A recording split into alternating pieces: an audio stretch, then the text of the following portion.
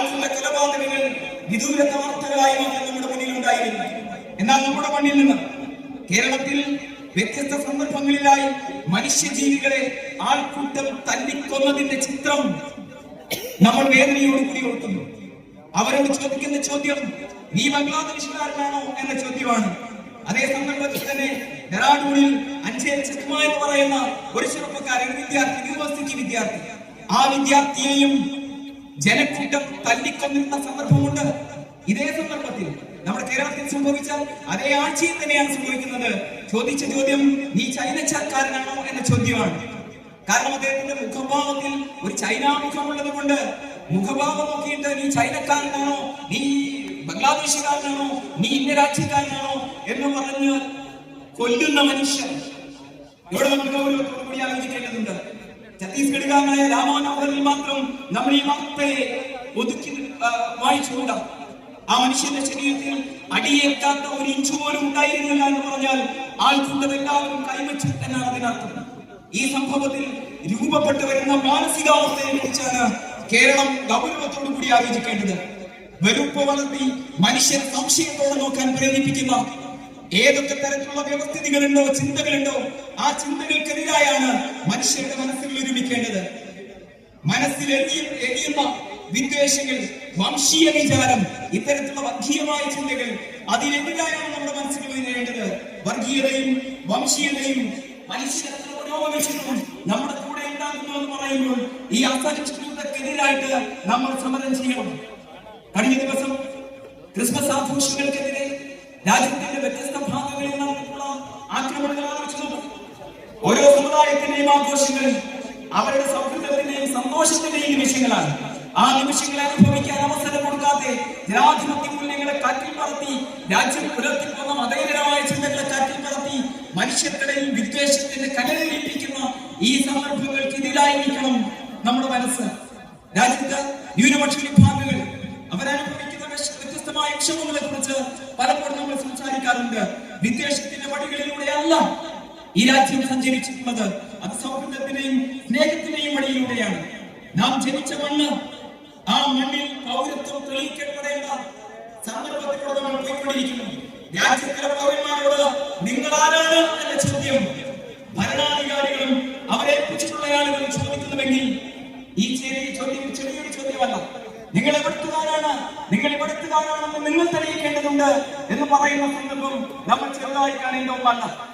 ഈ ചോദ്യങ്ങളാണ് വ്യംഗ്യമായി SIR-ലൂടെ പ്രദർശിപ്പിച്ചുകൊണ്ടിരിക്കുന്നത്. അതത്ര നിഷ്കളങ്കമായിട്ടുള്ള ഒരു സംവിധാനമാണ് എന്ന് നമ്മൾ വിചാരിച്ചുകൂടാ.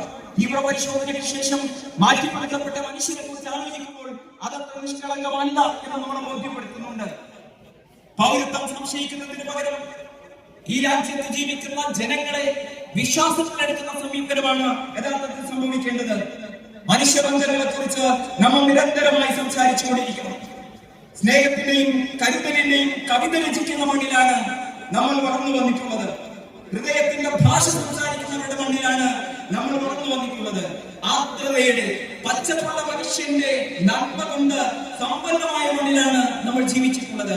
ആ സമ്പന്നതയെ കൂടുതൽ ഉജ്ജ്വലമാക്കുക എന്നതാണ് മനുഷ്യത്വ ആശയത്തിലൂടെ ഈ പ്രസ്ഥാനം മുന്നോട്ട് വെക്കുന്ന ആശയം. വൈവിധ്യങ്ങളുള്ള മണ്ണിലാണ് നമ്മൾ ജീവിച്ചിട്ടുള്ളത്. ഈ വൈവിധ്യങ്ങളെ ഇല്ലായ്മ ചെയ്തുകൊണ്ട് ഒരേകത്വമായിട്ടുള്ള ഏകശിലാത്മകമായിട്ടുള്ള ആശയമല്ല നമ്മുടെ ആശയം. ഒരു നിറം മാത്രമുള്ള പൂക്കളുള്ള ഉദ്യാനത്തെ കുറിച്ചല്ല നമ്മുടെ ആലോചന. ബഹുത്വത്തെ കുറിച്ച്, ഫലങ്ങളുടെ സൗന്ദര്യത്തെ കുറിച്ച്, അതിനെക്കുറിച്ചാണ് നമ്മൾ ആലോചിക്കുന്നത്. വിവിധ വർണ്ണങ്ങൾ നിറഞ്ഞു നിൽക്കുന്ന, വിരിഞ്ഞു നിൽക്കുന്ന മനോഹരമായ ഉദ്യാനം, ആ ഉദ്യാനത്തെ കുറിച്ചുള്ള സങ്കല്പം മാത്രമാണ് ഇന്ത്യ എന്ന രാജ്യത്തെ കുറിച്ച് ആലോചിക്കുമ്പോൾ നമ്മുടെ അകത്തുള്ളത്. ആ വഴിയാണ് നമ്മുടെ ആത്മീയ ചേർന്നത്, സൂഫി ജീവിതങ്ങളെ നമ്മൾ കാണുന്നത്, ആത്മീയ പുരുഷന്മാരെ നമ്മൾ കാണുന്നത്.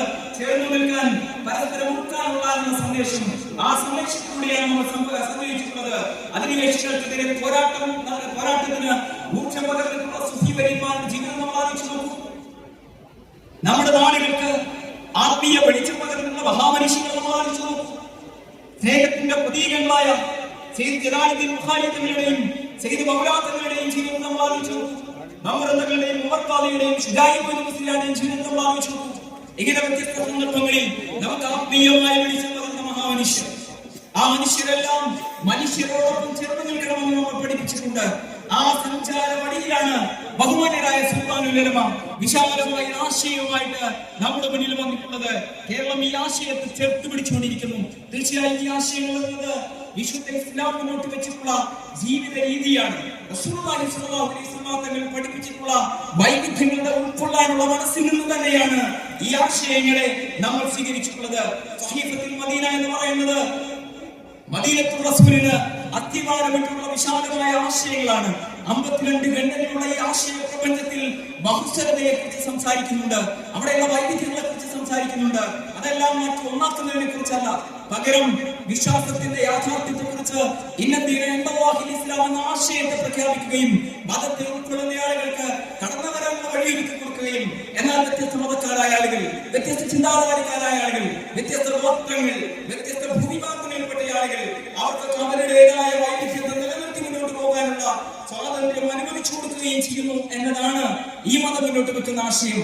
തീർച്ചയായും ആ ആശയ പ്രപഞ്ചത്തിന്റെ വിശാലതയിലൂടെയാണ് നമ്മൾ സഞ്ചരിച്ചു കൊണ്ടിരിക്കുന്നത് എന്ന് ഈ വേദി നമ്മളെ ഓർമ്മപ്പെടുത്തുകയാണ്. ഞാൻ അവസാനിപ്പിക്കുന്നു. സൗഹൃദം തകർക്കാനുള്ള ഏതെങ്കിലും തലങ്ങളിലുള്ള നീക്കങ്ങളുണ്ടെങ്കിൽ ആ നീക്കങ്ങൾക്കെതിരായ ജാഗ്രത നമ്മുടെ ഉള്ളിൽ ഉണ്ടാകണം. സാമൂഹിക മാധ്യമങ്ങളിലൂടെ പലപ്പോഴും വന്നുകൊണ്ടിരിക്കുന്ന കഥകൾ, ആ കഥകൾ ഊതിപ്പെരിപ്പിച്ച കഥകൾ, അത് വിശ്വസിക്കുന്ന മനുഷ്യരുടെ കാലത്താണ് നമ്മൾ ജീവിക്കുന്നത്. നമുക്ക് ജാഗ്രതയുണ്ടാകണം. എല്ലാവിധ വർഗീയ ശക്തികളോടും വിരുദ്ധ ധ്രുവത്തിൽ സഞ്ചരിക്കാൻ നമുക്ക് സാധിക്കണം. സാംസ്കാരികവും ചരിത്രപരവുമായി നിലനിൽക്കുന്ന സാമുദായിക സൗഹാർദ്ദത്തിന്റെ അടിവേറക്കാനുള്ള ശ്രമങ്ങൾ എവിടെയൊക്കെ നടക്കുന്നോ ഒരുമിച്ച് നിന്നതിന്റെ പ്രതിപക്ഷത്തിൽ നിൽക്കാൻ നമുക്ക് സാധിക്കണം. നിരുത്തരവാദപരമായ പ്രസ്താവനകൾ നടത്തിക്കൊണ്ട് വർഗീയ വിശംസിക്കുന്ന സാമുദായിക നേതാക്കളുണ്ടെങ്കിൽ അത് തിരിച്ചറിയാനുള്ള ശക്തി ഈ പ്രബുദ്ധ കേരളത്തിനുണ്ട് എന്ന് മാത്രമേ നമുക്ക് പറയാനുള്ളൂ. കേരളത്തിന്റെ മണ്ണിൽ ഏതെങ്കിലും അർത്ഥത്തിൽ വെറുപ്പിൽ ബാധിപ്പിക്കുന്ന സംഘങ്ങളുണ്ടെങ്കിൽ ആ സംഘങ്ങൾക്കെതിരായിട്ടുള്ള ചിന്ത വളർന്നുകൊണ്ടിരിക്കുന്ന ഒരു സന്ദർഭത്തിൽ വെറുപ്പിന്റെ രാഷ്ട്രീയത്തെ നമുക്ക് ഒരുമിച്ച് പ്രതിരോധിക്കാൻ സാധിക്കണം എന്ന് മാത്രമാണ് സൂചിപ്പിക്കാറുള്ളത്. നമ്മുടെ ഗ്രാമങ്ങളിൽ പ്രതീക്ഷയുണ്ട്, അവിടെ ചേർന്ന് നിൽക്കുന്ന ആശയങ്ങളുണ്ട്. ആശയങ്ങൾ കൂടുതൽ ഉചിതമാക്കണം. മനുഷ്യരോട് നമ്മൾ സംസാരിക്കുക, മനുഷ്യരോട് നമ്മൾ ചിരിക്കുക. നാം നമ്മളിലേക്ക് സാങ്കേതികമായ പുരോഗതി ഉണ്ടാകുമ്പോൾ പലപ്പോഴും നമ്മൾ നമ്മളിലേക്ക് ചുരുങ്ങി വരുന്നുണ്ട്. ആ ചുരുങ്ങി വരുന്നതിനപ്പുറം ഏകാധിപത്യത്തിന്റെ മറുവശത്ത് പലപ്പോഴും സാങ്കേതിക പുരോഗതികളൊക്കെ ഉണ്ടാകുമ്പോൾ വളർച്ചയെ കുറിച്ച് നമ്മൾ സംസാരിക്കും. ചിരിക്കാനുള്ള നൈസർഗിക ശേഷികൾ പോലും കുറഞ്ഞുകൊണ്ടിരിക്കുന്ന കാലത്ത് സമ്പന്നമായ നമ്മുടെ സംസ്കാരത്തെ കുറിച്ച് സംസാരിക്കുന്നതിന്റെ, ചിരിക്കുന്നതിന്റെ, ചേർന്ന് നിൽക്കുന്നതിന്റെ മനോഹരമായ ആവശ്യങ്ങളെ കുറിച്ച് നമ്മൾ ചിന്തിക്കണമെന്ന് ഉണർത്തുകയാണ്. അവഗണിക്കപ്പെടുന്ന ധാരാളം മനുഷ്യരുണ്ട്. അവർക്ക് വേണ്ടി നമ്മൾ സംസാരിക്കണം. അസംഘടിതരായ വിഭാഗങ്ങളുണ്ട്, തൊഴിൽ വിഭാഗങ്ങളുണ്ട്. നമുക്കറിയാം, കഴിഞ്ഞ ദിവസങ്ങളിൽ രാജ്യത്തിന്റെ വ്യത്യസ്ത ഭാഗങ്ങളിൽ ഈ സമരത്തിലായിരുന്നു. അവർ അസംഘടിതരാണ്, ഒട്ടും സുരക്ഷയില്ലാത്ത തൊഴിൽ ചെയ്യുന്ന ആളുകളാണ്, മുതലാളിത്തത്തിന്റെ ചൂഷണത്തിന് ഇരയാകുന്ന മനുഷ്യരാണ്. നമ്മുടെ നാട്ടിൽ മാത്രം ധാരാളം മനുഷ്യരുണ്ട്. അവർക്ക് വേണ്ടി നമ്മൾ ശബ്ദിക്കണം. ഇത്തരം ധാരാളം മനുഷ്യർ, ആ മനുഷ്യർക്ക് വേണ്ടി നമ്മൾ ഉണ്ടാകണം. അടിത്തട്ടിലെ മനുഷ്യർക്ക് വേണ്ടി, ദുർബലർക്ക് വേണ്ടി നമ്മൾ സംസാരിക്കണം. ഈ രാജ്യം അർത്ഥപൂർണ്ണമാകുന്നത് ഈ രാജ്യത്തിലെ ഏറ്റവും ദരിദ്രനായ മനുഷ്യൻ എന്റെ രാജ്യമാണ് എന്ന് പറയപ്പെടാണെന്ന് ഗാന്ധിജി പറയുന്നുണ്ടല്ലോ. ഈ അർത്ഥത്തിൽ ഈ രാജ്യത്തിലെ ദരിദ്രന്മാരായ മനുഷ്യരോടൊപ്പം നമ്മൾ ഉണ്ടാകണം. വേദന തിന്നവർക്കൊപ്പം നമുക്കുണ്ടാകണം.